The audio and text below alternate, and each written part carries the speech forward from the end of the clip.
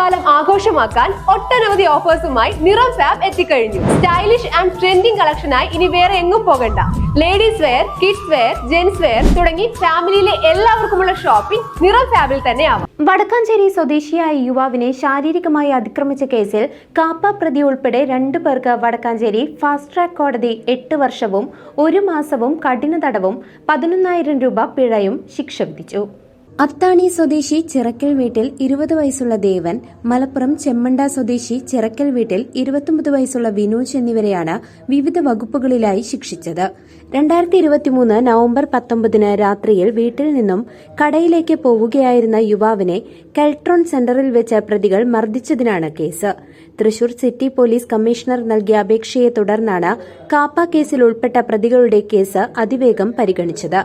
Medical college police സ്റ്റേഷനിൽ register ചെയ്ത കേസിൽ sub inspector KR Pradeep Kumar അന്വേഷണം പൂർത്തിയാക്കി കുറ്റപത്രം സമർപ്പിക്കുകയായിരുന്നു. പ്രോസിക്യൂഷനു വേണ്ടി special public prosecutor advocate EA Seenath ഹാജരായി. News desk CCV.